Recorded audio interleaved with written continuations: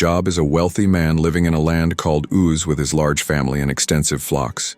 He is blameless and upright, always careful to avoid doing evil. One day, Satan appears before God in heaven.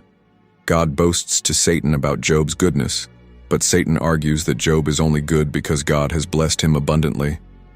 Satan challenges God that, if given permission to punish the man, Job will turn and curse God.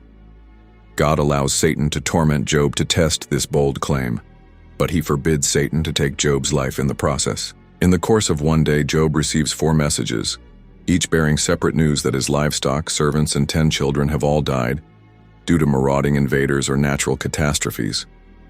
Job tears his clothes and shaves his head in mourning, but he still blesses God in his prayers. Satan appears in heaven again, and God grants him another chance to test Job. This time, Job is afflicted with horrible skin sores. His wife encourages him to curse God and to give up and die, but Job refuses, struggling to accept his circumstances. 3 of Job's friends, Eliphaz, Bildad, and Zophar, come to visit him, sitting with Job in silence for 7 days out of respect for his mourning. On the 7th day, Job speaks, beginning a conversation in which each of the 4 men shares his thoughts on Job's afflictions in long, poetic statements. Job curses the day he was born, comparing life and death to light and darkness. He wishes that his birth had been shrouded in darkness and longs to have never been born, feeling that light, or life, only intensifies his misery.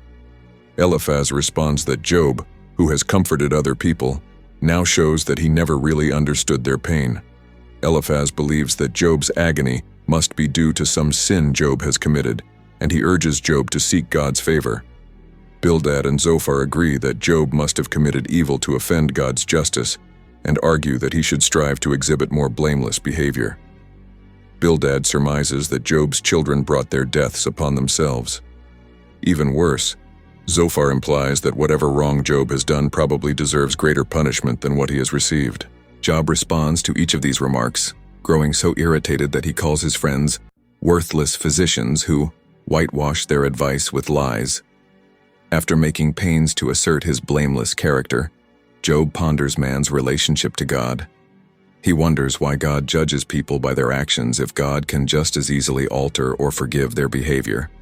It is also unclear to Job how a human can appease or court God's justice. God is unseen, and his ways are inscrutable and beyond human understanding. Moreover, humans cannot possibly persuade God with their words. God cannot be deceived, and Job admits that he does not even understand himself well enough to effectively plead his case to God. Job wishes for someone who can mediate between himself and God, or for God to send him to Sheol, the deep place of the dead. Job's friends are offended that he scorns their wisdom. They think his questions are crafty and lack an appropriate fear of God, and they use many analogies and metaphors to stress their ongoing point that nothing good comes of wickedness. Job sustains his confidence in spite of these criticisms, responding that even if he has done evil, it is his own personal problem. Furthermore, he believes that there is a witness or a redeemer in heaven who will vouch for his innocence. After a while, the upbraiding proves too much for Job, and he grows sarcastic, impatient, and afraid. He laments the injustice that God lets wicked people prosper while he and countless other innocent people suffer. Job wants to confront God and complain, but he cannot physically find God to do it. He feels that wisdom is hidden from human minds, but he resolves to persist in pursuing wisdom by fearing God and avoiding evil. Without provocation, another friend, Elihu, suddenly enters the conversation. The young Elihu believes that Job has spent too much energy vindicating himself rather than God.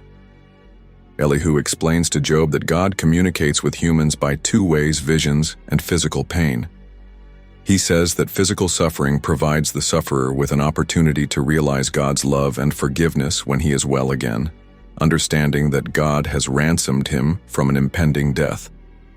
Elihu also assumes that Job must be wicked to be suffering as he is, and he thinks that Job's excessive talking is an act of rebellion against God. God finally interrupts, calling from a whirlwind and demanding Job to be brave and respond to his questions. God's questions are rhetorical, intending to show how little Job knows about creation and how much power God alone has.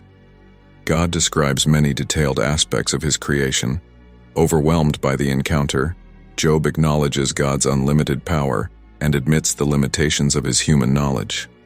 This response pleases God, but he is upset with Eliphaz, Bildad, and Zophar for spouting poor and theologically unsound advice.